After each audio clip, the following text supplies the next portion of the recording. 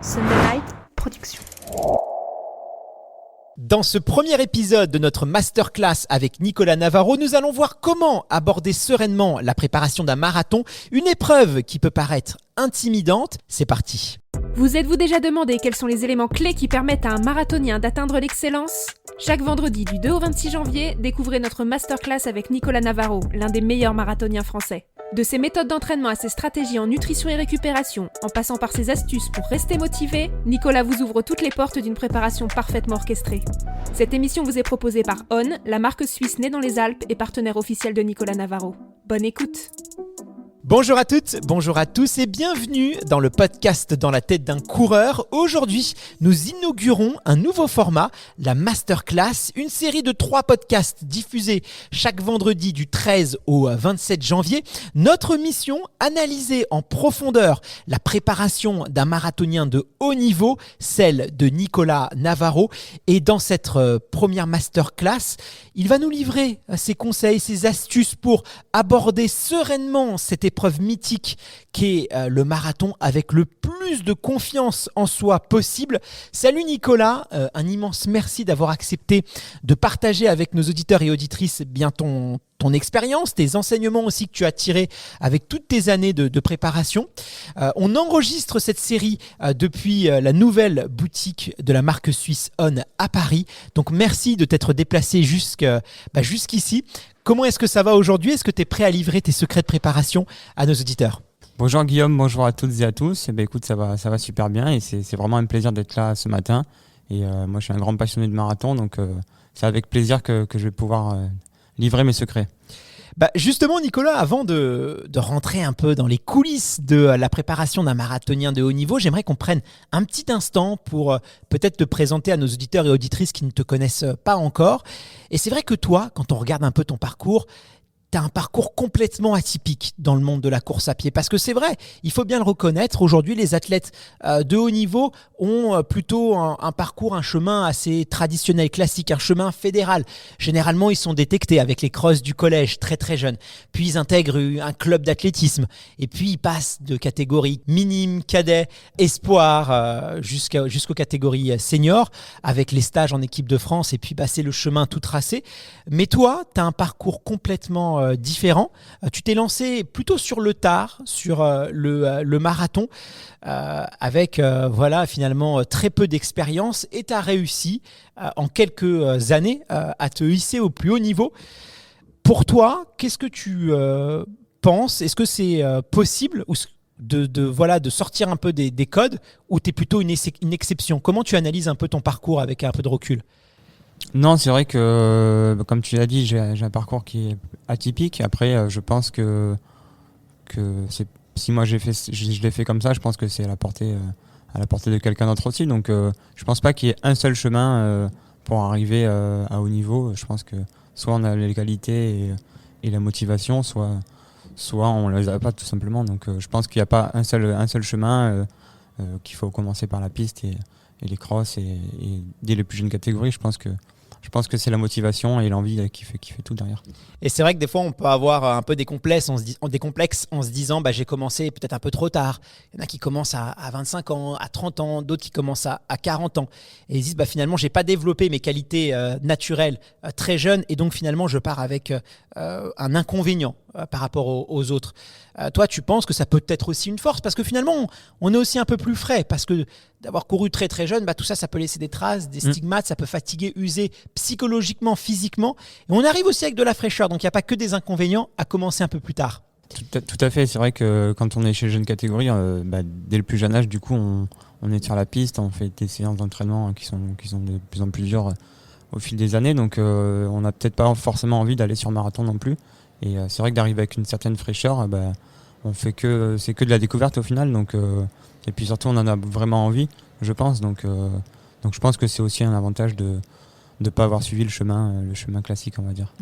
Alors toi, une de tes particularités, c'est que tu as tout de suite été attiré vers le marathon. C'est une distance qui t'a toujours fasciné, et finalement encore aujourd'hui, tu es vraiment un spécialiste de cette distance. On se voit très peu sur la piste, on te voit très peu sur cross. Tu restes très concentré sur le marathon. Ton premier marathon, tu avais quel âge ? C'était où et en quelle année ? Alors mon premier marathon c'était en 2013, c'était à Montpellier et donc j'avais 22 ans. Et est-ce que tu étais en club d'athlétisme ou tu as fait ça un peu de ton côté? J'avais rejoint justement le club où mon frère était, c'était au Pradé dans le Var. Et du coup, j'avais pris. C'est eux qui m'avaient demandé de prendre la licence parce qu'ils voyaient que je courais bien quand même sur les courses locales.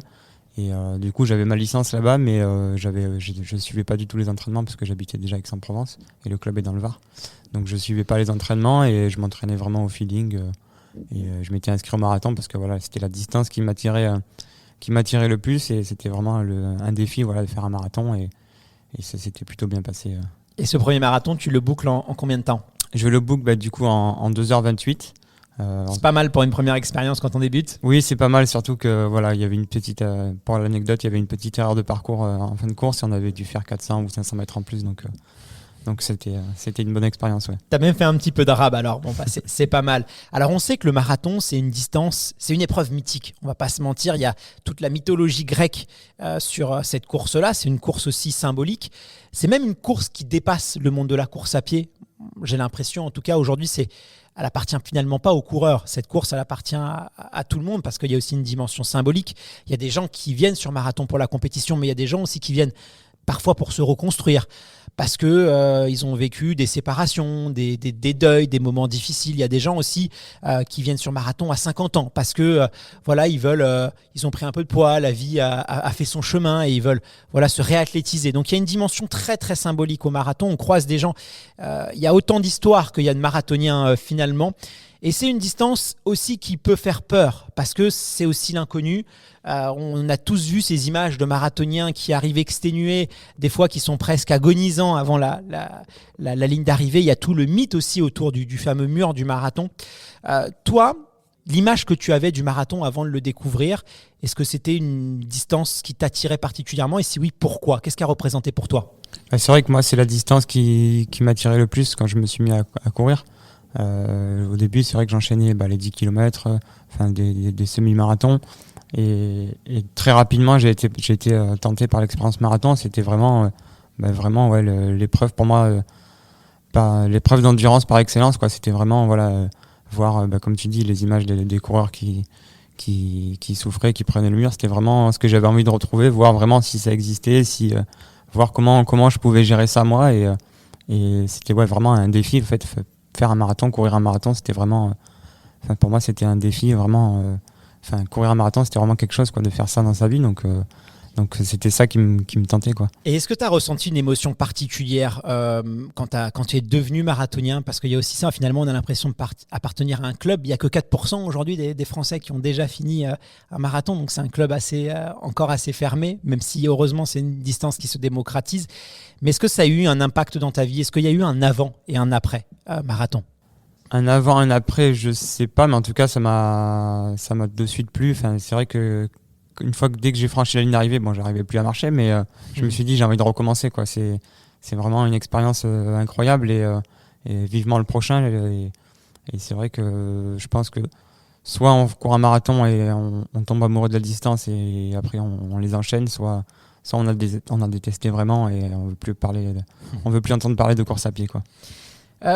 Quelles sont selon toi les principales choses à garder à l'esprit pour aborder peut-être sereinement la préparation d'un marathon avec confiance? Parce qu'on l'a dit, ça peut être une distance intimidante et parfois il y a certains coureurs qui se sabotent, tu vois, sur un marathon, tellement cette distance ça peut leur faire peur, ils se mettent une pression qui est énorme et ça peut jouer en leur défaveur.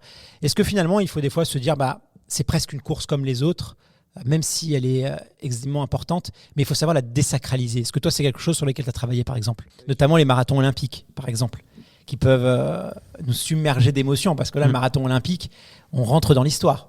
C'est vrai que il faut pas se laisser submerger par l'émotion, et ça peut soit même nous faire partir un peu, ça peut être grisant, nous faire partir un peu trop vite, et justement, après, on peut vraiment souffrir sur la fin de course, ou alors ça peut carrément nous faire perdre nos moyens aussi. Ça peut arriver de se dire je vais pas y arriver et on peut perdre ses moyens, mais il faut garder en tête que le marathon, oui, ça fait peur parce que c'est quand même 42 km, c'est pas anodin de courir pendant 42 km, mais si la prépa était bonne et si on connaît ses allures, il faut vraiment s'écouter et écouter tout, se faire confiance et le jour J, ça passera, quoi. Alors Nicolas, dans le prochain épisode, dans la prochaine masterclass, on parlera vraiment en détail de comment tu construis ton plan d'entraînement, qu'est-ce qu'on retrouve dedans, tes spécificités, tes apprentissages. Parce que depuis 2013, j'imagine que tu as tiré des enseignements pour améliorer tes performances. Et ces enseignements, tu vas aussi nous les donner pour justement qu'on gagne du temps nous aussi et qu'on ne fasse pas les mêmes erreurs que toi. Mais avant ça, moi j'aimerais qu'on parle un peu de la dimension mentale, la dimension motivationnelle. Parce qu'un marathon, généralement, c'est 12 semaines de préparation et c'est aussi un engagement très fort. Et c'est vrai que on dit souvent, et tu vas nous confirmer si cette citation elle est vraie, que finalement le chemin est quasiment tout aussi important que la destination. C'est-à-dire que la préparation, c'est presque ce qu'on se souvient le plus dans sa prépa marathon. C'est vraiment une aventure, c'est 12 semaines d'aventure et c'est quelque chose qui nous prend aux tripes. Il y a un vrai engagement, ça veut dire que souvent on va s'organiser dans sa vie professionnelle, dans sa vie familiale, sa vie personnelle, on va un peu moins voir ses amis, on va prioriser différemment les choses et c'est quelque chose qui va aussi nous obséder. Est-ce que toi tu confirmes que cette aventure de la préparation elle est très importante, c'est vraiment quelque chose qui compte et surtout que c'est un engagement très fort. Tout à fait, c'est vrai qu'un marathon, quand on se lance dans cette aventure-là, c'est vraiment voilà, en général c'est 12 semaines comme tu l'as dit de préparation et c'est un investissement qui est méga, hyper important, quoi. On s'investit à 200% là-dedans et on fait beaucoup de sacrifices et on met toutes les autres choses de côté. Sa vie professionnelle on adapte aussi, sa vie perso, voilà, tout tourne autour du marathon, de la prépa marathon et je pense que c'est pour ça que le jour de la course il y a autant d'émotions qui ressortent après quand on franchit la ligne d'arrivée. C'est que voilà, on se rappelle de tout ce qui s'est passé pendant ces 12 semaines et je pense que c'est ce qui fait ressortir toutes ces émotions quand on passe la ligne d'arrivée. Ouais. Et ça, on n'est pas autant impliqué, que ce soit dans un 10 km, dans un semi-marathon. C'est vraiment le marathon, c'est quelque chose, ça c'est assez unique cette expérience-là. C'est vraiment sur le marathon qu'on la vit, quoi. Complètement, ouais. C'est vrai que quand on prépare un 10 km, on n'a pas déjà c'est pas aussi long une prépa à 10 km et puis il n'y a pas toute cette émotion à l'arrivée et toute cette prépa non plus n'est pas aussi intense. Donc je pense que c'est vraiment la distance qui est mythique et qui fait que ça se passe comme ça, quoi. Nicolas, alors on a souvent cette image, notamment des athlètes de haut niveau, qu'on considère un peu, qu'on met souvent sur un piédestal, qu'on considère comme des êtres surmotivés, des athlètes qui ne doutent jamais, qui foncent toujours presque sans réfléchir. Toi, en tant qu'athlète professionnel, est-ce que tu peux nous dire si cette perception, elle est vraie ? Est-ce que vraiment, tu es toujours motivé, tu doutes jamais, tu te poses plus la question de j'ai envie, j'ai pas envie. Comment est-ce que tu gères, toi, l'équilibre entre cette poussée vers l'excellence et aussi l'écoute de ton corps et des fluctuations motivationnelles ? Voilà, est-ce qu'il y a quand même des hauts et des bas dans le haut niveau ? Oui, forcément, il y en a beaucoup des hauts et des bas et encore plus pendant une prépa marathon. On peut vraiment passer par tous les états pendant une prépa marathon et c'est vrai que ça m'arrive pendant la prépa d'avoir des coups de mou, de me dire là je suis pas en forme et je vais pas y arriver, ou alors des jours où même où je cours 2 fois par jour, le soir j'ai pas forcément envie d'y aller, il fait froid, il pleut, j'ai pas forcément envie d'y aller, je prends pas trop de plaisir, mais bon j'y vais quand même parce que on va dire entre guillemets j'ai pas le choix, mais après c'est sûr qu'une prépa marathon, il faut garder l'objectif en tête et se dire que forcément il y a un jour où on aura moins de motivation, mais bon ça nous servira pour la suite et le jour de la course on en sera que plus content, quoi. Donc toi vraiment tu as des fluctuations de motivation au début d'une préparation, tu vas être normalement on est quand même assez motivé, c'est l'engouement, c'est le début, puis généralement au bout de 4-5 semaines c'est vrai, et puis en plus notamment quand on prépare par exemple, c'est déjà été ton cas le marathon de Paris, le mois de février, c'est un mois assez délicat parce qu'il peut faire très froid, les conditions météo peuvent être compliquées, il peut aussi beaucoup pleuvoir au mois de mars. Et du coup, il y a ces fluctuations motivationnelles. Toi, qu'est-ce que tu te dis foncièrement quand tu n'as vraiment pas envie d'y aller ? Comment est-ce que tu analyses un peu ? Est-ce que tu te dis finalement c'est de la flemme ? Est-ce que c'est parce que tu es très fatigué ? Parce que j'imagine qu'il faut aussi arbitrer. Oui, il faut des fois pas savoir s'écouter quand on a envie, pas envie, parce qu'il y a un plan et il faut le suivre. Mais parfois, on peut aussi être très fatigué et de vouloir pousser son corps trop loin, ça peut être contre-productif. Donc comment toi, tu arrives à arbitrer entre c'est de la motivation ou c'est de la flemme ? C'est vrai que c'est hyper important de savoir distinguer les deux et la flemme, on va dire, elle est plutôt présente sur les footings de récupération ou voilà, c'est pas une séance d'entraînement. Sur les séances d'entraînement, Là, on arrive toujours plus ou moins, je pense, à se motiver. Voilà, c'est le plus important de la prépa, les séances d'entraînement. Mais après, si la flemme, elle vient plutôt sur des séances, on va dire, plutôt cool, où on se dit, si j'y vais pas, c'est pas très grave. Mais ça, c'est une erreur, tu penses? Tout dépend. Voilà, il faut vraiment savoir se connaître. Et des fois, il vaut mieux savoir faire sauter un footing d'entraînement et bien récupérer si on est vraiment fatigué, si on a passé une mauvaise journée, qu'on n'a pas dormi de la nuit.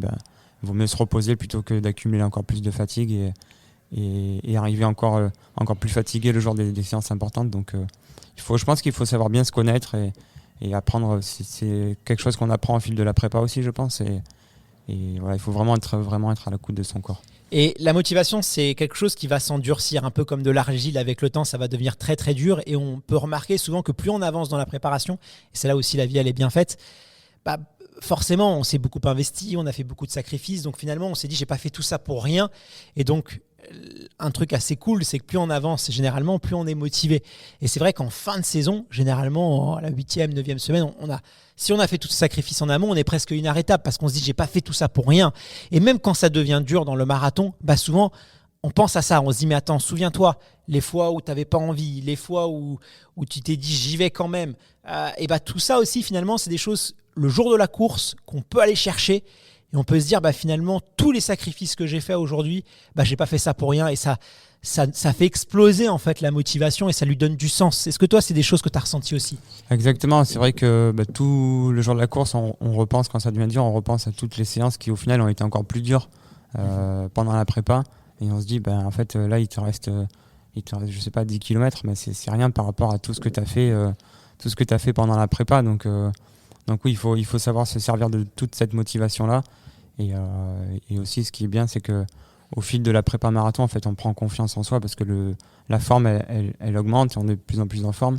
On prend de plus en plus confiance en son niveau et c'est ce qui est bien, ça permet de garder la motivation aussi. Ouais.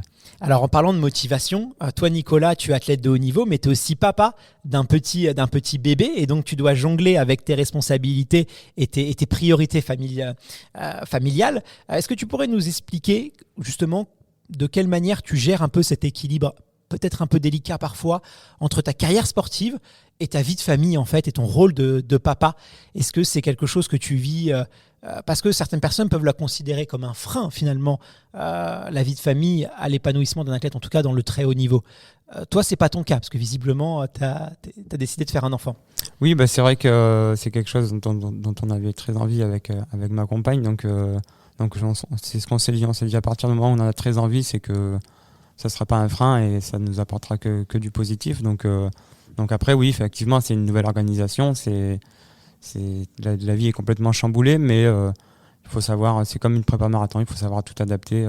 Il y a ce qu'il y a sur le papier et ce qui va se passer, donc il faut savoir adapter en fonction. Et maintenant, la priorité avant, c'était les entraînements et on casait tout comme on voulait. Maintenant, on case les entraînements en fonction du petit Nino. Donc voilà, on s'organise comme ça. Et puis après, j'ai la chance d'avoir Floriane qui m'épaule vachement. Donc c'est elle qui s'en occupe vachement quand je parcours le matin ou le soir quand je recours. C'est pareil, c'est elle qui gère un peu plus que moi du coup pendant que je suis en prépa de marathon. Donc j'ai cette chance-là. Donc je la remercie. Et inversement, parce que ta compagne est aussi athlète de haut niveau et donc voilà aussi il y a des priorités et tu sais aussi toi de ton côté parfois à ton tour d'endosser aussi cette responsabilité. Donc il y a finalement une complémentarité entre tous les deux. Et c'est vrai qu'en tant que sportif de haut niveau et père, est-ce que la parentalité quand même elle a changé ta motivation, ta mentalité aussi, peut-être la façon de voir la vie, parce que finalement on n'est plus par le prisme de soi-même, de son individualité,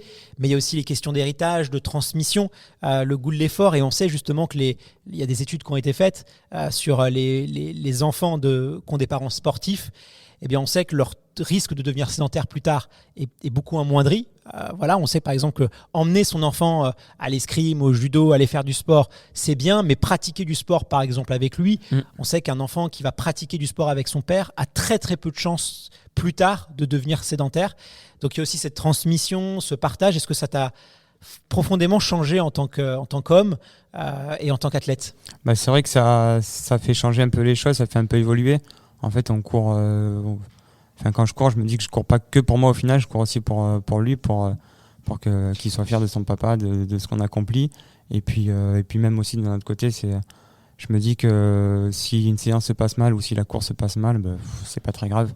Je rentre à la maison, je vois mon petit Nino, il va bien, il est en pleine santé, il est en pleine forme, en bonne santé, donc ça fait relativiser pas mal de choses et on passe vite à plus important au final que le marathon, quoi.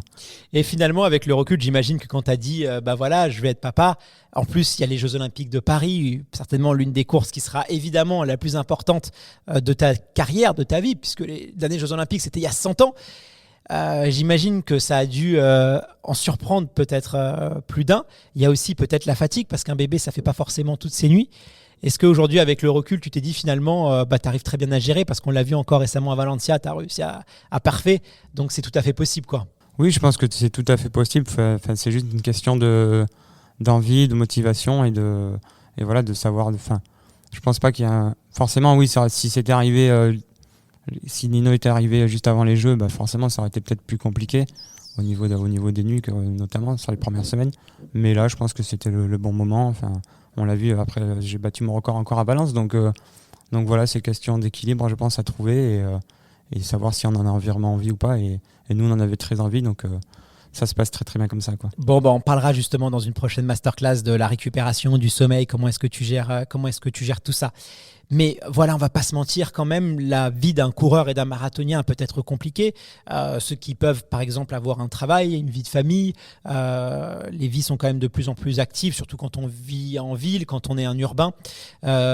Comment tu arrives, toi, à t'écouter? Comment tu arrives à faire en sorte que ce soit pas trop non plus pressant, que la pression ne te submerge pas? On sait que là, comme je l'ai dit, on va arriver en année olympique. Il va y avoir beaucoup de pression aussi qui va arriver, surtout sur les athlètes français. Il y a beaucoup d'espoir aussi sur les marathoniens. Toi, est-ce qu'il y a des signes aussi des fois qui te disent là, attention, je commence peut-être à être un peu anxieux, à être un peu fatigué? Comment tu arrives à analyser un peu tes ressentis, tes émotions dans toute cette vie familiale, personnelle, professionnelle, les engagements avec tes sponsors? Comment tu équilibres, comment tu arbitres un peu tout ça? C'est vrai que le fait d'être passé professionnel, ça met entre guillemets un peu plus de pression qu'auparavant. Maintenant, après, je pense que le fait de pas avoir justement connu que ça, avant je travaillais comme tout le monde, j'organisais mes séances d'entraînement en fonction de mon travail, de ma vie pro, donc je pense que ça m'a permis de pas me mettre cette pression, de me dire qu'en fait si ça se passe mal, c'est pas très grave. Et il y a autre chose de plus important dans la vie, donc voilà, il faut toujours ok, c'est important le marathon, la prépa, quand on se lance dedans, c'est 12 semaines très intenses et ça va rester l'objectif, mais après il faut toujours se dire aussi qu'il y a quand même plus important dans la vie, et si ça se passe mal, c'est pas très grave. Il n'y a pas de pression à se mettre, en fait, personne va nous juger parce qu'on foire son marathon ou autre, donc voilà, il faut vraiment pas ça se mettre la pression. relativiser, Oui, ouais. voilà, savoir, ouais, complètement. Ouais, ça c'est vrai que c'est intéressant, parce que finalement l'important c'est aussi de durer, parce que c'est presque facile, j'ai envie de dire, si tu es hyper focus, hyper impliqué, tu vois que ça, mais que finalement ça va tellement te demander d'énergie que tu vas être capable de faire ça pendant 1 an ou 2 ans, et après on ne te verra plus. On en a tous vu ces marathoniens comme ça qui sont des foules d'entraînement qu'on voit 2, 3, 4 ans, et puis après ils disparaissent de la circulation. Il y a aussi cette capacité à durer dans le temps, et donc pour savoir durer dans le temps, il faut savoir relativiser, il faut savoir des fois réorienter ses priorités, et il faut savoir aussi s'écouter et garder le plaisir au centre, et la dimension de plaisir elle est essentielle, j'imagine. Oui, il faut vraiment faut vraiment garder cette notion-là. Je pense que c'est la base de tout, le plaisir, et si on n'a pas cette notion-là, ça va être compliqué de mener à bien toute la préparation, donc il faut vraiment que ce soit le moteur de la préparation, oui. Nicolas, merci beaucoup. C'est un épisode un peu introductif justement avant la suite de notre masterclass. Si là, il y a des auditeurs et auditrices qui nous écoutent et qui vont se lancer peut-être pour la première fois sur la préparation d'un marathon. On est diffusé en janvier, donc là c'est les débuts des marathons, notamment du marathon de Paris. Et des personnes qui ne savent pas finalement à quelle sauce ils vont être mangés, parce que c'est la première fois qu'ils vont se lancer dans ce défi-là. Quel conseil tu peux leur donner? Le conseil que je donnerais du coup, c'est vraiment de garder cette notion de plaisir tout au long de la prépa, d'essayer de le garder au maximum, et après de vraiment s'écouter, de vraiment prendre confiance en soi au fil de la préparation marathon. Ça va pas toujours être très simple, mais voilà, il faut vraiment avoir confiance en soi et en tout le travail qu'on va faire pour que le jour J, ça se passe le mieux possible. Et puis de profiter, parce que c'est quand même Exactement, une aventure incroyable. Ces 12 semaines d'une préparation, C'est ça, ouais. c'est quelque chose qui reste gravé presque dans toute sa vie, quoi. Exactement. Merci infiniment pour tous tes conseils. On se retrouve dès vendredi prochain pour un nouvel épisode de notre masterclass où on va détailler un peu plus ton plan d'entraînement, rentrer un peu dans les secrets de fabrication d'un grand champion. Merci infiniment à On de nous avoir accueillis dans leur toute nouvelle boutique en plein cœur de Paris pour enregistrer cet épisode. À la semaine prochaine. À bientôt.